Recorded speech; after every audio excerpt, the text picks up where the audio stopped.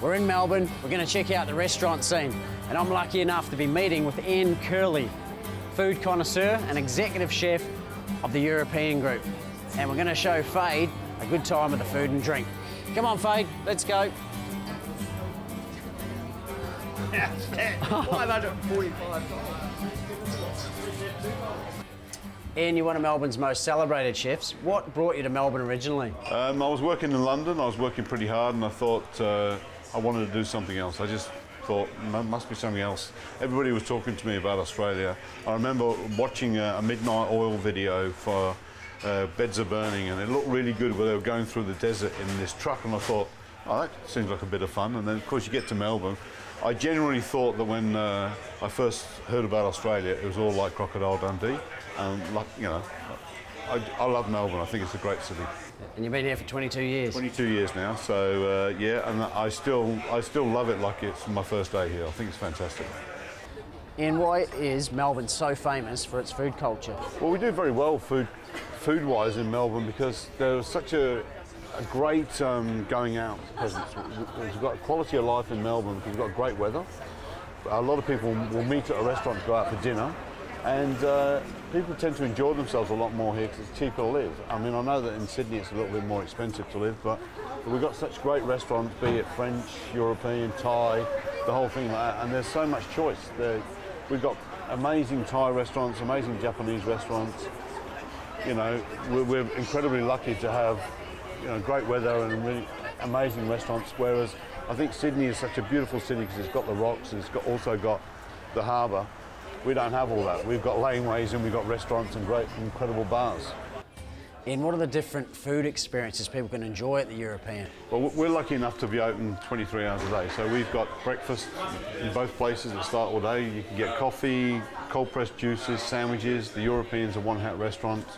City Wine Shop, we don't take bookings in there, so people can drop in and drop out all day. We're open till 4 AM for food. The supper club, as you can see, will be open till 6 AM this morning, and Siglo, our rooftop bar, is open till 4 AM. So there's no reason why you can't get fed and watered at any time. Here we are in the Cheese Cave. Yeah, okay. Now, this is our latest new baby, if you like. We put this in. This has only been open. This part of it's only been open 6 weeks. This is the first underground cheese cave in Australia. It was an empty space, and we thought, why not? Let's spend a lot more money putting cheese in under the ground, and it's good because it keeps it at a good temperature. It's the first one like it in Australia, and we use this space that used to be offices as a function space, and it's great for cheese and wine tasting and great for the staff because they love it. And you're downstairs, you're out of the way of everything, and it's really private.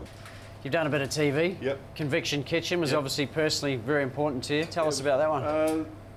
Years ago, back in Coventry where I came from, I got in trouble with the police when I was really young, and I just thought I made a couple of wrong mistakes, and I thought it gave me an opportunity, Conviction Kitchen did, to say, you know what, we all make mistakes and we all take a wrong turn at different stages. I was very lucky, I enjoyed doing it, but I've also done MasterChef and Yes Chef and the like, and I think it's good that now it's the time of the chef. It's like we're almost now, you know, people recognise us in the street, whereas before they were always like stuck in kitchens or, you know, just working all day, whereas now you get the opportunity to go out and do more different and interesting things. I mean, I do a lot of work with charity and the like, but, you know, luckily I get to play golf as well. You're a passionate golfer, I hear. More than passionate. I'm a golf tragic.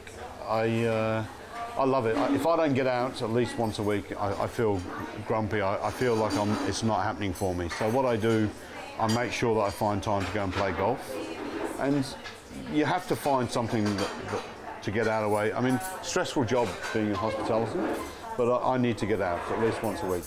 And as I say to my missus, okay, it's 5 hours that I'm away, but I'm not going to the casino. I'm not doing anything like gambling away like the fortune or anything. I'm out getting some sort of exercise and walking around. So I always walk. I'd never take a cart. And I need to get out, and you actually need it to clear your head. And where I play down at the National, you're on the coast. It's generally like having a holiday. So you get out there, you can't think about all the restaurants and bars and the food and the coffee and a lot of it. I get out there, and I generally feel like I'm having a day off, and that's good. So and it clears your mind, and you know, I think without it, I wouldn't be the same person. Well, I believe we're lucky enough to be playing with you at Royal Melbourne next week. Well, I'm looking forward to that, Dr. Taggs. I love Royal, and I'm very excited about that.